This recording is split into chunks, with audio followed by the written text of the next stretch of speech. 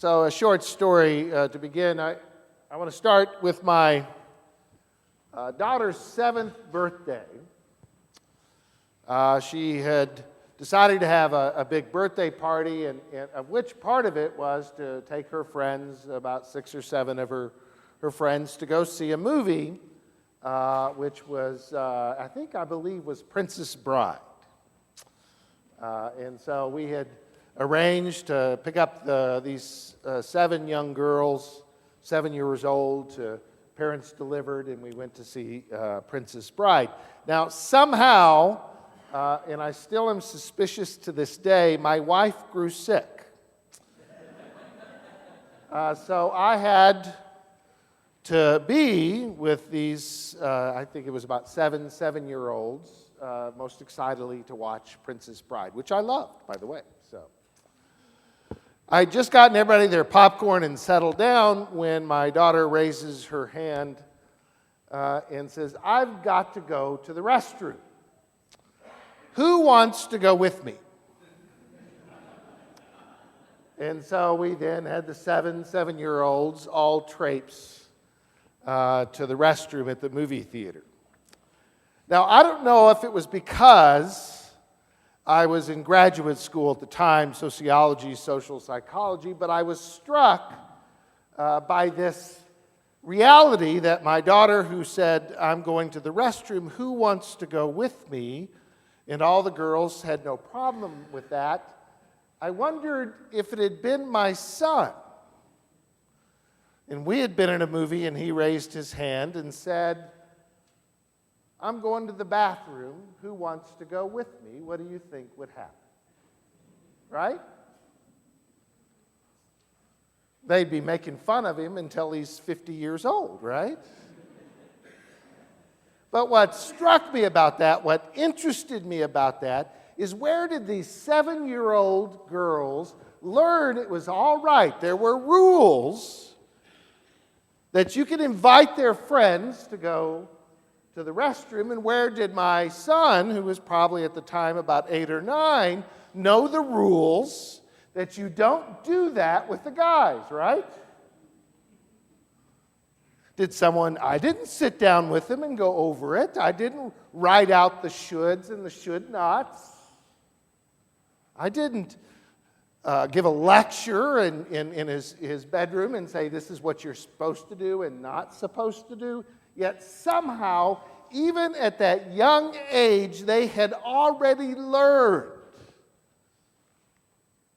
what they should do and what they should not do. And it was very much shaped by gender, right?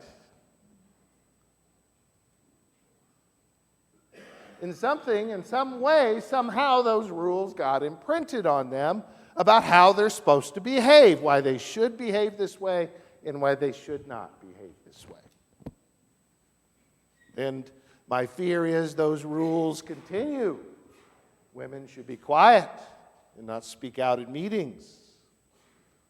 Young men should not show emotion. Who taught them these rules, and where did they come from? These shoulds and should not.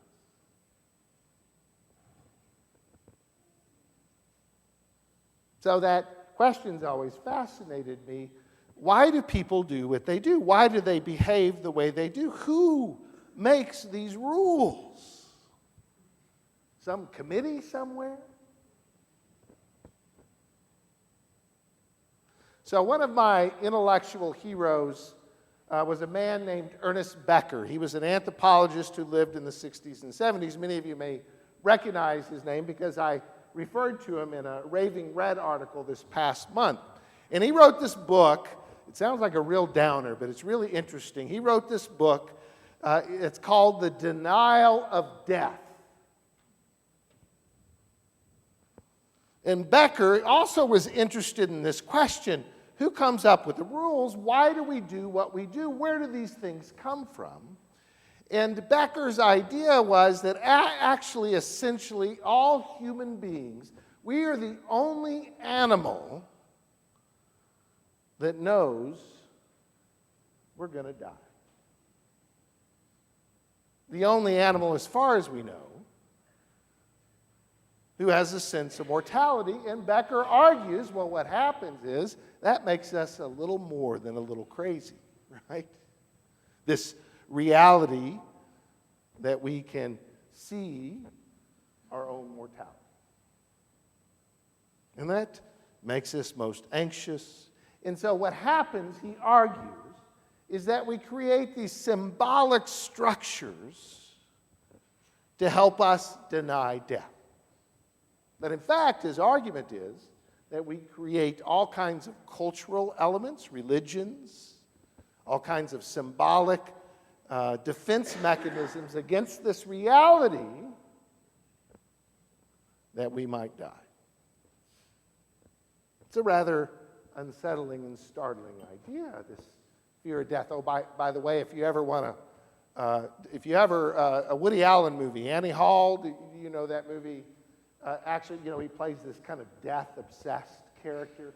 In the movie itself, you see him carrying a copy of The Denial of Death by Ernest Becker, a gift he's giving his girlfriend, Annie Hall. But that is unsettling to think that what motivates us, what shapes us, is this underlying kind of anxiety and fear about our own mortality. And part of the reason we connect to shoulds and should nots is that in order to live on, we must adhere to the culture and societies we've structured. Now, there's another interesting aspect of Becker that's kind of fascinating. And he says it's not only death that we're afraid of. He says what we're really afraid of is really, truly being alive.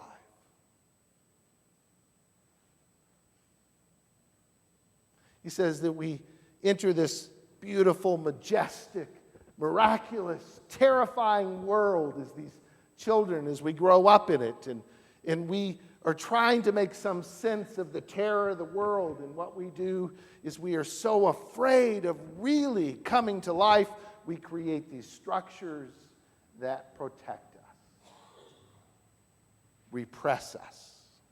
He has a great line in one of his books in which he says, human beings, the modern human beings, likes to drink themselves and drug themselves to repress that experience of really being alive. And in fact, one of the worst things they do is they shop all the time.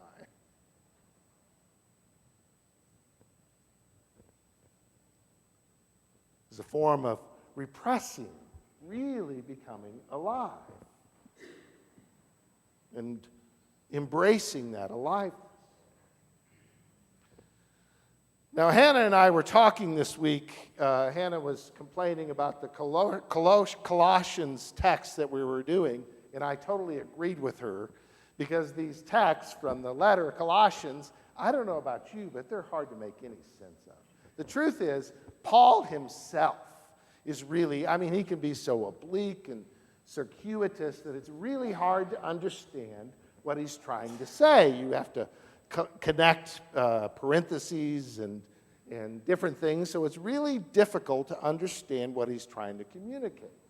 I have to confess to you as a preacher that Paul gives me a headache.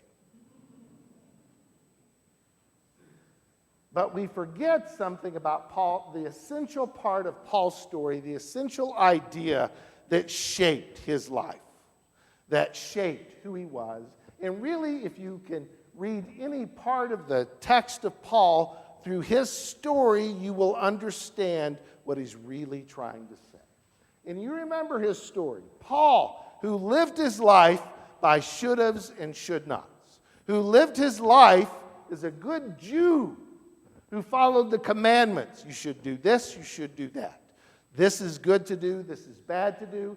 This is holy, this is not holy. Those are good people, those are bad people.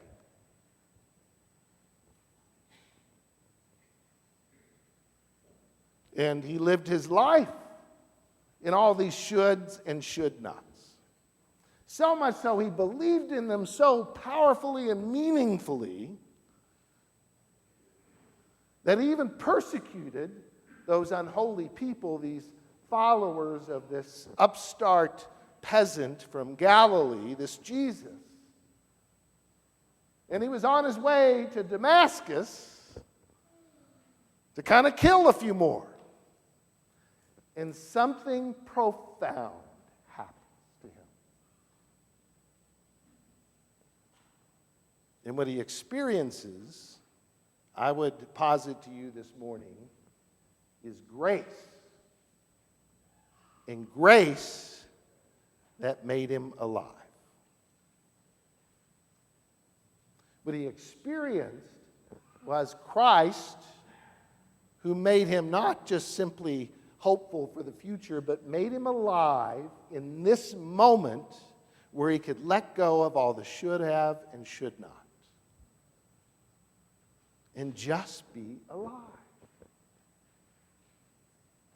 And he saw the world differently. And that's what the experience of grace meant for Paul and for us. Now, I was about, I think, 12 or 13 when I got my first set of glasses. I hadn't really noticed my vision, but my mom, or my teacher had said something to my mom. I was kind of squinting at the chalkboard. They had chalkboards back then. So I went to the doctor and got the prescription filled and eyes tested, and I needed a prescription. And I still remember to this day that moment when I put on my glasses for the first time, right? And I was blown away at how different the world looked. There were actually leaves on trees and colors I'd never noticed before. It was amazing to see the things I'd not seen before. And that's what grace is. It's this moment that Paul had in which he sees the world completely differently, not as should or should not, but sees the beauty of really being alive.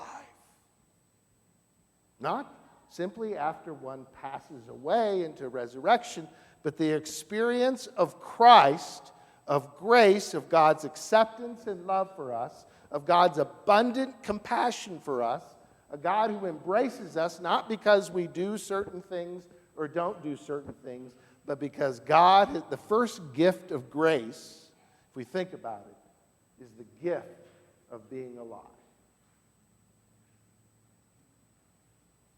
Think about that. Each of us here has been given this gift of being alive, and we're so afraid of embracing it that we spend our time in defining shoulds and should nots. We do that in church. Worship on Sunday mornings, not shoulds and should nots. It really should be a moment in which we become more fully alive.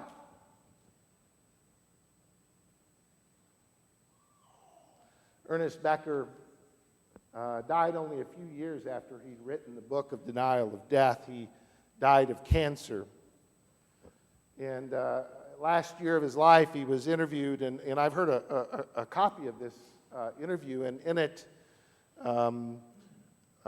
he himself was Jewish. He grew up Jewish, was kind of agnostic, but he did see in Jesus Christ, he thought he saw a powerful message of grace and compassion in which we can embrace the gift of truly being alive. And he tells what impacted him most was this miracle he got to watch as a parent when he's there at the birth of his child, and all of a sudden out pops this life. Out of the mystery of the world, out pops this life.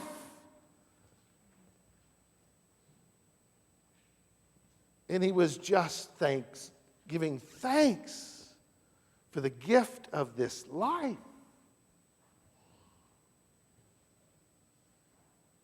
And we get so lost in all the other mess. There are times in our lives, if we're lucky, times in our lives, moments in our lives, where we become more fully alive. We call them spiritual moments. We call them epiphanies. We call them moments of the experience of Christ, who is about life. We call them different things. But they are important moments in which we embrace not the shoulds and the should nots, but truly embrace what's really important. I know when my mom was diagnosed with cancer, and especially the last year of her life, we didn't spend a lot of time on should and should nots, did we? Really, what it meant to be alive was just to be together and connected. The gift of Christ is a grace to become fully alive now, filled less with fear and anxiety and with possibility. To God be the glory this day and forevermore. Amen.